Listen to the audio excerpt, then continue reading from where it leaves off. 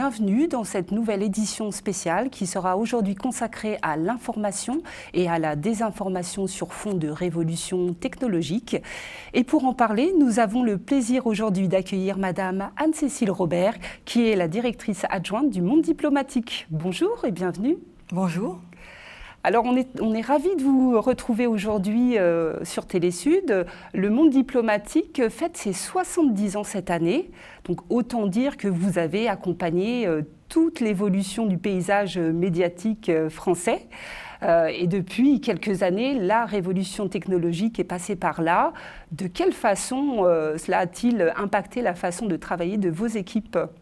Alors, le monde diplomatique a été assez précurseur dans les nouvelles technologies, d'abord parce qu'on les suivait éditorialement, avec des plumes comme celle d'Ignacio Ramonet ou de Bernard Cassen, et aussi parce qu'on a été le premier journal français à se doter d'un site internet.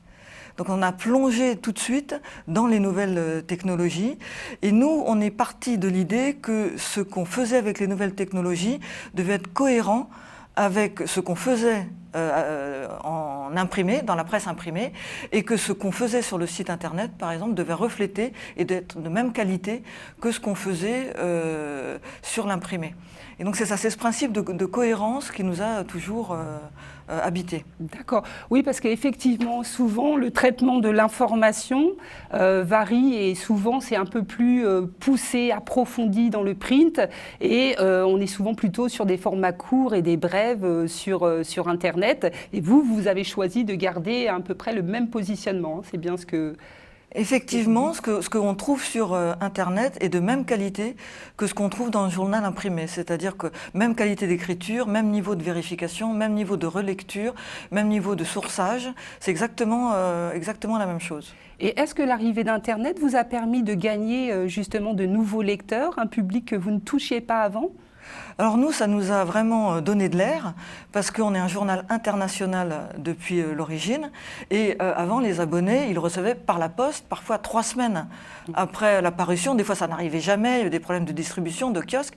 Et donc, avec l'Internet, on a pu se doter d'éditions numériques et donc donner à nos lecteurs des 4 coins de la planète, si j'ose dire, l'immédiateté. Et maintenant, ils reçoivent, enfin depuis ces nouvelles technologies, ils reçoivent le journal en même temps que les autres. Très bien. Alors, on voit effectivement les facilités apportées par cette révolution numérique, mais elle n'a pas été sans risque, cyber-risque. Je vous propose tout de suite de regarder un court extrait qui met en avant les possibilités aujourd'hui offertes, notamment par l'intelligence artificielle, et on se retrouve tout de suite après. At any point in time, even if they would never say those things. So, President Trump is a total and complete dipshit. Now, you see, I would never say these things, at least not in a public address, but someone else would. Someone like Jordan Peele. Did President Obama say those things? No. But it looks pretty realistic. In normal people, you can actually see, if you look closely enough and use the right kind of tools, changes in the coloration based on the pulse of someone's blood flowing through their skin. Those don't occur in deepfake videos.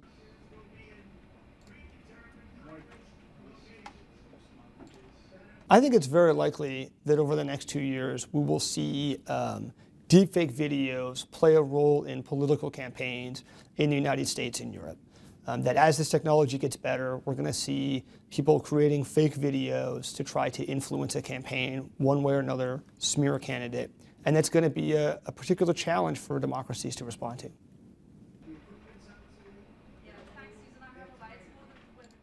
On se souvient l'année dernière qu'il y avait une instrumentalisation des images d'un certain nombre de personnalités. Le pape François habillé en Balenciaga à la Fashion Week. Récemment, il y a eu un mannequin qui s'appelait Bella Hadid et dont les propos avaient été instrumentalisés sur fond de conflit entre les Palestiniens et Israël. Donc, qu'est-ce que ça provoque chez vous, ce type d'image qu'on vient de voir ? Comment on fait pour appréhender le monde de l'information de demain avec ce type de menaces à portée de clic ? C'est un enjeu démocratique au sens très large, hein. C'est-à-dire qu'il faut que ces nouvelles technologies soient mises en débat et contrôlées démocratiquement. Là, ce qui se passe, c'est que c'est un petit peu la loi du marché ou la loi de la jungle. Donc les outils ne sont pas régulés et peuvent donner lieu à toutes sortes de manipulations. Et c'est en ce sens qu'il faut arriver à éduquer les citoyens pour qu'ils repèrent déjà les deepfakes, les manipulations, et que nous, journalistes, on soit rigoureux. Si jamais on en utilise ce type d'outils, ce qui n'est pas notre cas au monde diplomatique, hein, mais d'en informer le lecteur ou le spectateur pour que la règle du jeu soit claire et qu'il n'y ait pas de confusion. Alors c'est vrai qu'en plus, aujourd'hui, les jeunes, et même je dirais le tout venant, ils vont consulter avant tout les réseaux sociaux pour s'informer. À la fin de l'année dernière, l'UNESCO avait publié un rapport selon lequel plus de 64% des internautes, de la population, allaient s'informer d'abord sur les réseaux sociaux. Et ça, c'est pas sans crainte non plus, puisque plus de 80% ont des craintes sur la véracité des informations qu'ils vont trouver. Et donc, ce contrôle de l'information et à la fois cette manipulation, c'est au cœur des préoccupations des journalistes. Et j'aimerais qu'on en parle, puisque vous revenez de Bucarest, où vous avez participé à un symposium régional sur l'Europe, les médias et les fausses informations. Donc c'était une rencontre qui était organisée par l'UPF, l'Union de la presse francophone, dont vous avez été la présidente. Donc peut-être pour rappeler à nos auditeurs déjà que représente l'UPF, quel est son mandat, et puis peut-être les conclusions qui sont sorties de ce dernier symposium.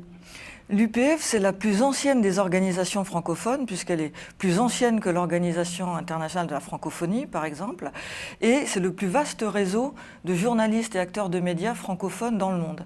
Et elle a des sections en Afrique, en Asie, en Europe, qui regroupent donc tous ces gens de médias qui ont pour point commun de pratiquer la langue française, mais qui ne sont pas forcément français ou qui peuvent parler différentes langues. Et le symposium de Bucarest avait pour objet de discuter de la désinformation, de la propagande, avec des journalistes, mais aussi des universitaires. Il y avait une pluridisciplinarité assez intéressante, et on a pu partager non seulement des constats, mais aussi des réflexions et éventuellement des propositions. Et ce que j'ai retenu personnellement, c'est deux choses. D'une part, l'importance de ces guerres hybrides. On connaît les guerres dures avec des chars d'assaut et des bombes, mais il y a maintenant des guerres hybrides avec de la manipulation, l'utilisation des réseaux sociaux et des fausses informations, ce qui oblige et qui vise d'ailleurs souvent les journalistes qu'on tente de manipuler ou dont on tente de noyer le travail dans un océan de fausses informations. Donc pour les journalistes, c'est un vrai défi, montrer qu'ils sont des gens compétents qui font un travail sérieux, qui se distinguent de ces campagnes-là et aussi qui peuvent aider à débusquer ces campagnes de désinformation. Et l'autre chose qui m'a frappée, c'est que on était à Bucarest, en Roumanie, et on voit l'aspect aussi géopolitique de la guerre de l'information. C'est-à-dire, on voit qu'il y a des grands réseaux, des grandes sources d'information, l'univers anglo-saxon, mais il y a aussi les Chinois, il y a les Russes, alors certains mal intentionnés, d'autres même bien intentionnés, mais on voit que l'univers de l'information et des nouvelles technologies, de l'intelligence artificielle, c'est un univers extrêmement inégalitaire. Inégalitaire géographiquement, inégalitaire politiquement, inégalitaire aussi du point de vue des sexes. Et si on n'est pas un peu volontaire, en fait, on croit qu'on va laisser en fait cette inégalité et ces rapports de force s'exprimer. Et concrètement, par exemple, en matière d'intelligence artificielle, on va se laisser abreuver d'informations qui viennent de l'univers anglo-saxon et qui donc ne représentent qu'une partie du monde, mais qui pourtant vont déformer ou du moins organiser la manière dont on voit le monde. Alors là, c'est très intéressant parce que vous soulevez aussi cette question de la souveraineté numérique. Et aujourd'hui, on sait qu'en dehors des États-Unis et de la Chine, il n'y a pas vraiment de souveraineté numérique, d'autant plus qu'aujourd'hui, le monde est quand même soumis à l'extraterritorialité de la loi américaine. De quelle façon la presse francophone observe-t-elle cette situation et quels sont ses moyens pour pouvoir avoir quand même un peu de de souveraineté en termes de liberté d'information sur l'espace digital. La presse francophone essaie déjà d'être un espace de solidarité, c'est-à-dire un espace qui ne reproduit pas les inégalités. C'est-à-dire, il n'y a pas dans la presse francophone de gens qui sont a priori supérieurs ou qui auraient plus le droit de parler que d'autres. Moi, je suis française, c'est pas pour autant que je vais avoir plus le droit de m'exprimer que mon confrère du Cameroun, par exemple. Et très concrètement, par rapport à la question que vous posez, on travaille au partage d'informations. C'est-à-dire, c'est vrai que les moteurs de recherche sont américains, qui sont européens, mais nous, on essaie d'être à l'écoute des informations qui viennent d'ailleurs, qui viennent d'Afrique en particulier, parce qu'on a beaucoup d'adhérents en Afrique, et de leur permettre de s'exprimer et de contribuer au pot commun de l'information. Et l'UPF organise régulièrement des assises et des symposiums, dont l'une des caractéristiques, c'est de faire se rencontrer des journalistes du monde entier, et donc de rééquilibrer quelque part cet océan d'informations qui, en général, va dans un seul sens. Pardon. Alors justement, vous évoquez l'Afrique, et c'est vrai que l'Afrique est devenue un terrain d'expérimentation des fake news et de manipulation de l'information. Évidemment, on pense à ce qui se passe en République centrafricaine avec les Russes ou dans le Sahel. On pense aussi à Forbidden Stories et puis à la team George qui a été révélée l'année dernière et qui impliquait des ex-militaires israéliens dans la manipulation de l'information. Bon, là, on est vraiment purement dans la propagande. Or, on fait état de ce qui se passe au niveau des Russes, mais est-ce qu'on peut l'observer aussi au niveau de la presse francophone, cette manipulation ? On peut remonter, vous avez cité beaucoup d'exemples très intéressants, on peut remonter un peu plus loin en se souvenant que de l'affaire Cambridge Analytica, oui. Dont les logiciels de manipulation avaient été testés d'abord en Afrique. Et donc, c'est une ancienneté, en fait, de l'Afrique comme terrain, finalement, d'expérimentation, ce qui appelle effectivement à une vigilance et à une réaction. Et la presse francophone essaie de contribuer avec ses moyens, parce que, là, il faut quand même le dire, on a beaucoup moins de moyens que nos confrères anglo-saxons. Et puis maintenant, sur le continent africain, on voit débarquer les médias chinois. Mais maintenant, il y a les Turcs, il y a les Indiens. Donc on est face à des machines très puissantes qui achètent de la télé, de la presse écrite, etc. Et nous, dans l'univers francophone, on continue un peu de bricoler. Et donc, c'est pour ça que j'insistais beaucoup, ça peut paraître naïf, mais en même temps, c'est très concret, sur la presse francophone comme un espace de solidarité où on va partager des expériences, éventuellement mutualiser des moyens pour essayer de résister à cette vague et continuer à pratiquer notre métier dans des conditions à peu près correctes. Alors, se pose aussi la question de la réglementation et de la censure qui est très importante en Afrique. On a vu dans plusieurs pays, parfois, le réseau Internet était complètement coupé, que ce soit à Madagascar, aux Comores, en Guinée, dans un certain nombre de pays. En Europe, aujourd'hui, c'est l'heure du DSA, le Digital Act, Service Act. Entre censure et contrôle, comment c'est difficile de faire la part des choses. Est-ce que vous ne pensez pas que c'est... Comment on fait pour réglementer sans censurer la presse aujourd'hui ? C'est quand même une... Ça, c'est un vrai défi. C'est un vrai défi. En même temps, on a besoin de régulation, parce que si on prend les grands mastodontes, Facebook, Apple, c'est pas l'UPF qui va aller leur expliquer la vie. Donc on a quand même besoin que les pouvoirs publics interviennent pour être des acteurs de même poids, si j'ose dire, et encore, parfois pas toujours de même poids, que ces grands groupes et ces grands pourvoyeurs de nouvelles technologies. Après, je partage l'inquiétude, mais de l'ensemble de la profession, sur la possibilité de franchir le pas entre contrôle et censure, et on voit qu'il y a quand même souvent, en même temps, qu'une régulation technique, des besoins de transparence, la tentation de vouloir aller sur le fond de ce qui est dit et de commencer à dire non, ça faut pas le dire, ou faut pas le dire comme ça. Et donc ça, il faut être extrêmement vigilant, et ça ne peut être que l'organisation de la profession qui le permet, parce que les pouvoirs publics, dans ce cas-là, sont jugés partis.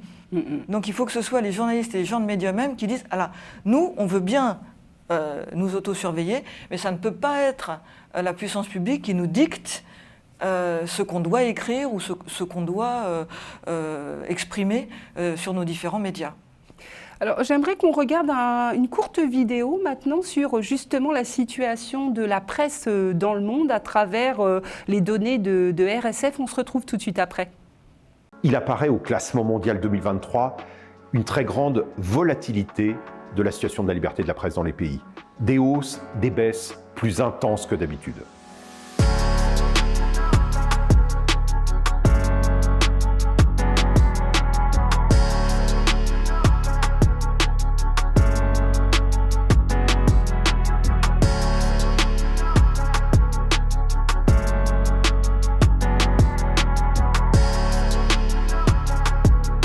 Cette instabilité est l'effet d'une agressivité accrue des pouvoirs dans de nombreux pays et d'une animosité croissante dans le monde physique et sur les réseaux sociaux.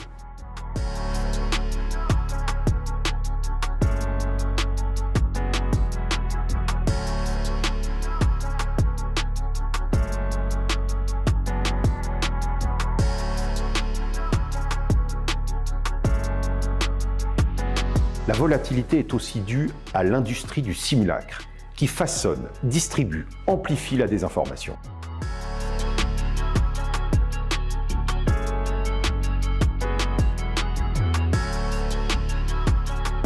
Les capacités de manipulation inédites dans l'histoire de l'humanité estompent les différences entre le vrai et le faux, le réel et l'artificiel, les faits et les artefacts, mettant en péril le journalisme et plus largement le droit à l'information pour tous.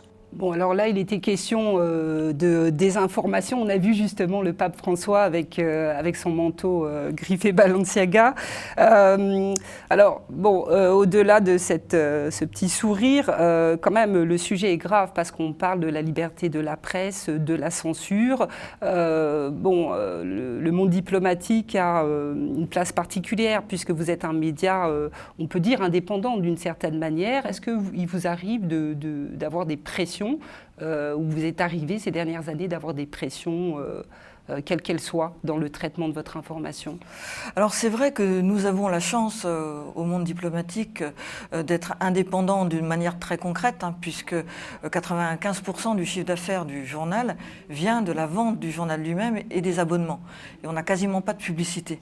Donc on a une autonomie économique très importante et aucun actionnaire ne peut venir nous dicter ce qu'ils voudraient voir dans le journal. Et autre garantie très importante, c'est le personnel du monde diplomatique qui choisit le directeur du journal. Donc ça aussi, c'est une garantie très concrète de notre indépendance.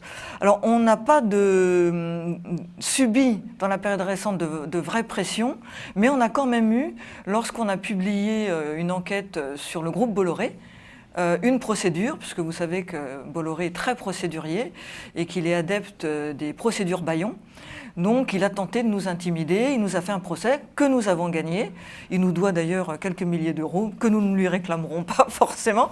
Mais, et on avait eu une fois une lettre, on avait fait une enquête sur Areva au Niger.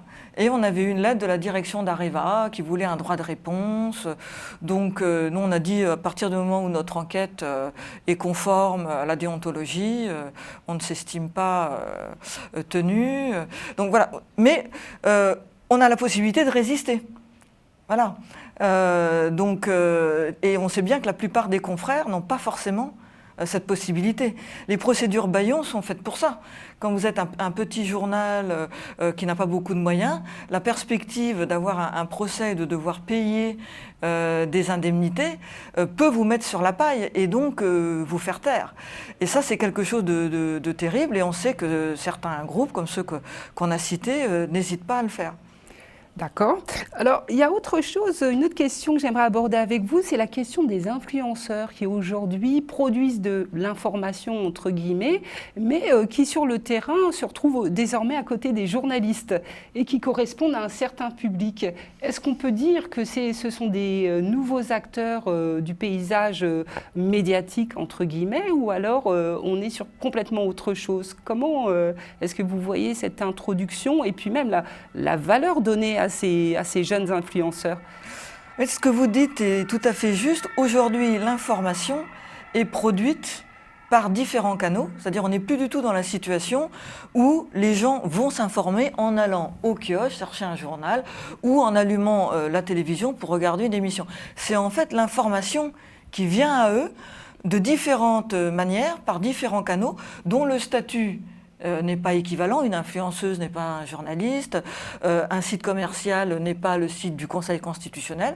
Donc le rapport à l'information est inversé, c'est-à-dire c'est quelque part les sources d'information qui viennent vers le citoyen. Et le grand défi pour le citoyen, c'est de faire en fait le tri entre toutes ces sources. Et le cas des influenceurs que vous citez est extrêmement intéressant, parce que certains, ils font du commerce, en fait. Hein. Ils vont faire la promotion de produits. Mais d'autres, c'est beaucoup plus compliqué que ça. C'est-à-dire, ils vont donner leur avis sur des événements.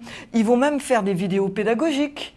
Ils vont expliquer des choses de l'actualité avec parfois vraiment beaucoup de talent. C'est-à-dire avec des tableaux, donc ils viennent effectivement sur le terrain de l'information. Alors là, c'est effectivement très délicat. Nous, ce qu'on a tendance à dire au monde diplomatique, c'est que l'information, c'est quelque chose qui a une valeur et qui est produit selon des méthodes et des compétences. Et que donc, tout n'est pas de l'information. Et donc, on explique régulièrement à nos lecteurs, on fait beaucoup d'articles de critique des médias, on explique à nos lecteurs que l'information gratuite n'existe pas, que toute information, pour qu'elle soit de qualité, doit être forcément payée par quelqu'un, et en général par un journal. Donc on essaie d'éduquer le lecteur à distinguer les différents niveaux. On ne dit pas aux gens... N'écoutez pas les influenceurs, en plus il y en a qui parlent du monde diplomatique, donc ça va. Mais on leur dit distinguer les registres. Mais comme vous le dites, on doit tenir compte de ces nouveaux acteurs. On ne peut pas dire comme ça, tout ça, nous sommes au-dessus de ça. Non, on ne peut pas. On est obligé déjà de les connaître, de les regarder, de les écouter et de voir comment en fait valoriser notre travail pour montrer que l'information que nous produisons est différente, unique et, nous l'espérons, d'une meilleure qualité, que c'est un meilleur produit, si j'ose dire, que ce que peuvent produire d'autres sources. Et ça, c'est quelque part un défi en permanence pour nous, parce qu'il faut qu'on arrive à mériter l'attention et le soutien de nos lecteurs en produisant toujours une information qu'ils ne vont pas trouver forcément ailleurs. Alors, c'est vrai que vous faisiez le rapport là, à l'instant entre l'information et sa dépendance et son modèle économique. C'est-à-dire qu'effectivement, les influenceurs, ils sont plus sur un modèle de business. Donc, il faut une rentabilité. Mais alors du coup, est-ce qu'on peut traiter de tout avec ces influenceurs? Est-ce qu'on doit vraiment leur apporter un crédit? Qu'est-ce que là, ça brouille quand même sérieusement les pistes, d'autant que sous certaines latitudes, je pense à l'Afrique en particulier, quand aujourd'hui on leur parle de fact-checking, ils sont très méfiants. Ils disent attention, les fact-checkers de l'Ouest, c'est pas forcément, ils n'ont pas forcément notre interprétation. Donc ils vont écouter tel influenceur qui va décrypter avec un regard local. Tout ça pose la question du modèle économique. Vous arrivez à survivre, vous êtes une exception aujourd'hui dans le paysage médiatique français, mais comment vous observez plus globalement l'évolution du paysage médiatique et justement cette accointance entre communication et information? C'est le mélange des genres qui est très troublant. C'est-à-dire qu'on peut avoir de l'infotainment, information et divertissement. On peut avoir du commerce et de l'information. On peut avoir de la communication et de l'information. Le monde dans lequel on vit, c'est un monde de confusion. Et or, l'information, c'est la clarification, c'est exactement le contraire. Le métier d'informer, c'est déjà de communiquer des choses qui ne sont pas forcément faciles d'accès, des informations qui ne sont pas forcément faciles d'accès pour le grand public, mais aussi de les contextualiser, de les expliquer, de faire des retours historiques, etc. Donc de clarifier. Donc on a deux cultures différentes qui cohabitent, avec évidemment, pour la confusion, une longueur d'avance par rapport à la clarté, parce que c'est beaucoup plus facile de semer la brouille dans les esprits que de clarifier des choses compliquées. Alors nous, on suit depuis très longtemps l'univers des nouvelles technologies de l'information et de la communication. Les premiers articles doivent remonter aux années 1970-1980, donc ça fait très longtemps qu'on fait intervenir des spécialistes comme Dominique Volton, comme Evgeny Morozov. Donc on observe ça et on essaie de s'y mêler sans s'y confondre. C'est-à-dire, on est présent sur Instagram, on est présent sur... on n'est pas encore sur TikTok, mais on essaie d'être présent, mais sans se confondre avec tout ça, c'est-à-dire en continuant à faire œuvre de clarification, et notamment du niveau de l'information. C'est-à-dire pour que les gens sachent distinguer ce qui leur arrive. Est-ce que c'est une information ou est-ce que c'est juste une donnée? Et par qui cette donnée m'est-elle transmise? Est-ce que c'est par quelqu'un qui a intérêt à me la transmettre? Est-ce que c'est quelqu'un qui me la vend contre des espaces, contre rémunération, etc.